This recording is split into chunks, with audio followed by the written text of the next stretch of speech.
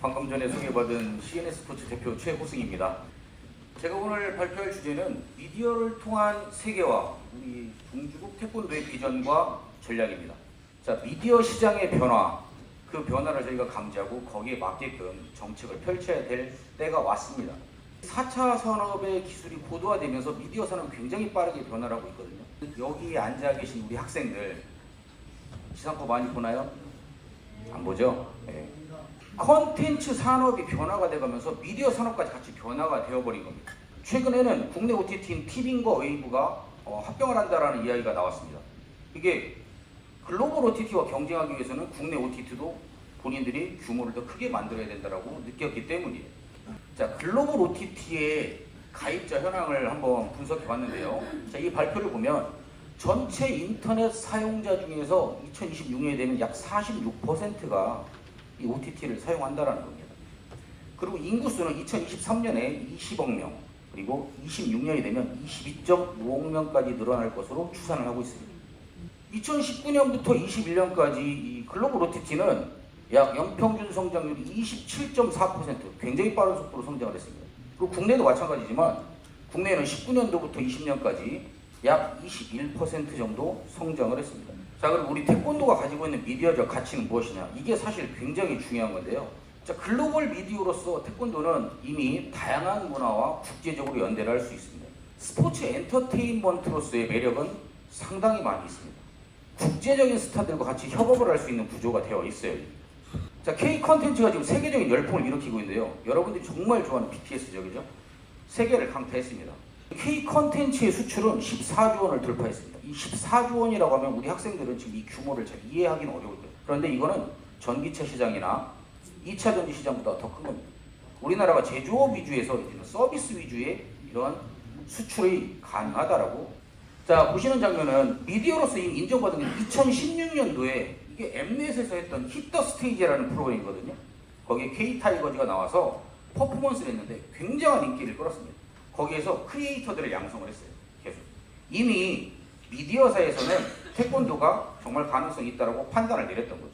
자, 이런 것들이 바로 스포츠 엔터테인먼트로서 우리 태권도가 갖고 있는 가능성이라는 겁니다. 2016년도에 저스트 절크가 이 바디락이라는 프로그램에 참여했던 영상입니다.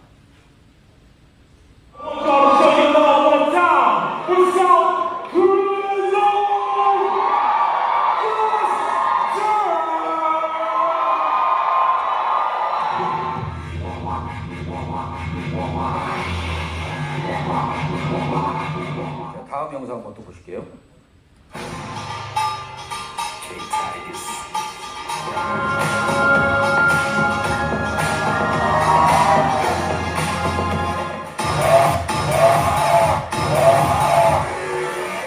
이렇게 태권도가 갖고 있는 이 미디어적 가치는 이미 전 세계적으로 인정을 받고 있고 저희가 그걸 어떻게 활성화하느냐, 이게 정말 중요한 문제라고 저는 생각을 하고 있습니다. 자, 이제 글로벌 가치로서는 그 아메리카 갓 탤런트의 세계연맹 시범단이 나가서 골든부즈를 올렸고, 그 다음 이탈리아 갓 탤런트, 프랑스 갓 탤런트에 가서 세계연맹 시범단이 우수한 성적을 거뒀죠. 이 친구들이 단순히 그냥 공원이나 뭐 광화문 같은 데서 공연을 했을 때와는 정말 다른 거죠. 정말 화려하게 무대를 꾸미고 조명, 그 다음에 음향, 그런 것들이 더해졌기 때문에 이런 결과가 나올 수 있었다라는 것이죠. 국기원 시범단도 미국에 가서 이 크로스 공연에서 굉장한 반응을 일으켰고, CBS 더 월드 베스트라는 경연 프로그램에 나와서 국기원 시범단이 준우승을 차지했습니다. 왜 사람들이 반응을 하냐? 태권도 시범 자체에 정말 강렬하고 시각적으로 좀 매력적인 그런 퍼포먼스가 있기 때문이에요. 자, 다음은 이제 겨루기 부분은 제가 좀 짧게 이야기를 해야 되는데, 지금 이제 실시간 스트리밍을 하고 있어요. 이게 지상파가 아니라 OTT로 언제 어디서든지 내가 원하는 시간에 볼 수 있으니까 이런 스트리밍 서비스를 지금 실시하고 있는데, 아쉽게도 국내 기업에서 하는 게 아니라 해외 기업에서 하고 있다는 거죠. 얼마 전에 고향 킨텍스에서 했던 이 대회는 무대도 정말 화려하게 만들고 에너지 바를 만들어서 우리가 오락 게임을 하는 것처럼 에너지 바가 줄어들면서 경기를 했는데, 사실 저는 좀 안타까운 부분이 너무 많이 있는 것 같아요.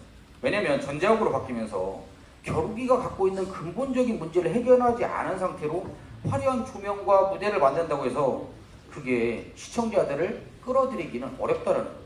근본적인 문제를 해결을 해야지 우리가 이제 주변 환경들을 개선하면서 더 많은 인기를 끌을 수 있다라는 거죠. 이게 저희가 갖고 있는 정말 이 겨루기의 고민거리라는 거죠.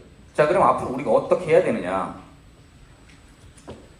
어떻게 해야 되는지를 제가 말씀드리기 전에 우리 지금 OTT 시장의 구조가 어떻게 되어 있는지 이 스튜디오에서 지금 프로그램들을 제작을 하고 있습니다. 그런데 스튜디오와 제작사가 프로그램을 기획하고 제작 협업을 한 다음에 여러 가지 플랫폼에다가 프로그램 방영권을 이제 사전 판매를 하게 되죠. 그리고 다수의 제작사를 통해서 프로그램을 제작하고 스튜디오가 이 완성된 프로그램을 유통하는 구조까지 가지고 있습니다. 이걸 저희가 이해를 하고 있어야 돼요. 스트리트 우먼 파이터 시즌2가 얼마 전에 끝났습니다. 누적 조회수가 5억 뷰고요. 해시태그를 통한 누적 조회수는 13억 뷰를 기록을 했습니다. 피지컬 100은 넷플릭스에서 글로벌 탑10 1위를 했어요. 2주 만에 1위를 했던 프로그램이거든요. 근데 이런 거를 모티브로 해서 저희 태권도도 충분히 만들어낼 수 있다는 거죠.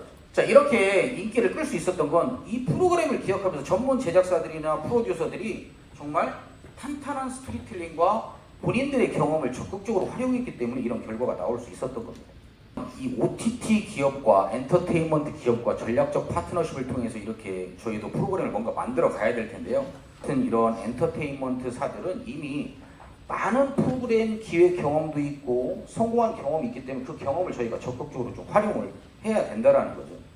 OTT 제작사라든지 아니면 엔터테인먼트사 여기와 전략적인 제휴를 맺어야 된다는 건 다 이 작은 문제입니다.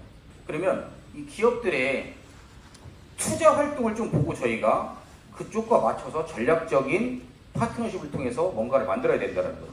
지금 OTT 이 사업자 CJ 같은 경우가 2025년까지 약 8천억 원, 웨이브가 1조 원 투자한다고 했고 KT도 23년까지 4천억, 그리고 넷플릭스는 뭐 2해에만 5,500억을 투자하기로 하고 있습니다. 자, 이렇게 글로벌 OTT 플랫폼과 저희가 협업을 하게 된다면 좋은 프로그램을 만들어낼 수 있다는 거죠. 그렇게 만드는 다음에 글로벌 마케팅과 소셜미디어를 적극적으로 활용을 해야 되죠. 구전이라는 이야기 들어보셨죠? 바이럴 마케팅이라고. 가장 빠른 홍보는 바이럴 마케팅이라고 하는데 이제는 바이럴 마케팅보다 SNS가 훨씬 빠릅니다. 자, 그럼 앞으로 이제 이런 것들을 만들었을 때 저희가 어떤 것들을 전망할 수 있느냐? 수학 분석을 한번 해봤는데요. 이 좌측에 이제 이 강점, 세계적으로 태권도는 이미 그 명성을 떨치고 있죠. 이미. 그렇죠. 국회의원 시범단이든지 세계연맹 시범단이든지 명성을 떨치고 있고 우리나라가 이런 엔터테인먼트 사업이 발전하다 보니까 고급 기술과 장비를 가지고 있어요. 그리고 K컬처가 지금 글로벌로 성장을 하고 있거든요. 거기 우리 태권도도 정말 뭔가를 해야 된다는 얘기죠. 단점으로 봤을 때는 태권도가 저희가 그냥 생각했을 때 겨루기, 품새, 시범 이 정도 이렇게 다양성이 좀 부족해요. 이걸 더 많은 프로그램들로 만들어갈 수 있어야 되고 그 다음에 태권도와 관련된 것으로 미디어 산업은 경험이 엄청 부족하죠. 지금 글로벌 시장에서 이 스포츠에 대한 반응이라든지 관심은 굉장히 많습니다. 그리고 가장 안정적인 게 스포츠 중계라고 이야기를 하고 있거든요. 그리고 정부의 지원 정책 2023년도 문화체육관광부에서 업무 보고를 하면서 K 컨텐츠와 관련된 예산을 약 8,400억 정도 이렇게 잡았는데 그 업무 보고에서 뭐라고 했냐면 8,400억 2배 이상은 우리가 준비를 해야 된다라고 이야기를 하고 있어요. 적극적으로 활용할 필요가 있죠. 위협적인 요소라고 한다면 결국에는 이제 다른 경쟁 컨텐츠들과 우리도 함께 좀 싸울 수밖에 없는 경쟁을 해야 된다는 것밖에 없고 우리의 문화를 갖다 수출하는 거기 때문에 그 나라가 다른 문화를 가지고 있다면 받아들이는데 약간 오해도 생길 수 있으니까 이런 부분들을 저희가 좀 고민을 해봐야 될 것입니다. 이 프로그램을 전문 프로듀서들과 이 사람들의 경험 그리고 다양한 컨텐츠로 이 품질을 향상시키면 분명히 가능성이 있다는 거죠. 그래서 태권도를 가지고 이 스포츠 문화를 좀 더 확산을 시킬 수가 있고 소셜미디어를 통해서 적극적인 홍보를 하고 그다음에 스토리텔링을 통해서 정서적인 참여를 하게 할 수 있다는 겁니다. 당연히 글로벌 인지도도 증가할 수밖에 없고 국제적인 협력도 강화될 수 있고 아까 이탈리아에서 시범했던 것처럼 각국에 우리가 213개국이 가맹국인데 피파는 가맹국이 211개국, 유엔 가입국은 193개국밖에 안 됩니다. 그러면 저희도 국제적인 협력을 얼마든지 할 수 있다는 거예요. AR과 VR 같은 이 뉴 미디어 기술을 활용해서 겨루기도 사실 그런 것들을 좀 활용하려고 하는 거잖아요. 이런 인터랙티브한 컨텐츠를 좀 강화시키고 우리가 갖고 있는 좀 긍정적인 문화를 전파해 나갈 수가 있습니다. 태권도가요, 정말 이제 앞으로는 좀 새로운 기회와 도전의 과정, 그리고 혁신적인 마케팅과 이 기술적인 발전을 통해서 미디어 산업에서 크게 성공할 수 있을 거라고 저는 좀 생각을 하고 있거든요. 그래서 우리 학생들이라든지 제도권에서 좀 많은 관심을 가져주셔야 될 것 같습니다. 가장 중요한 건 저희가 이거 한 번 하고 끝나면 정말 안 돼요. 지속적으로 관리를 하고 정말 협력을 잘 해야지만 태권도가 세계 속으로 더 널리 퍼질 수 있을 것으로 기대합니다. 자, 이상으로 마치겠습니다. 감사합니다.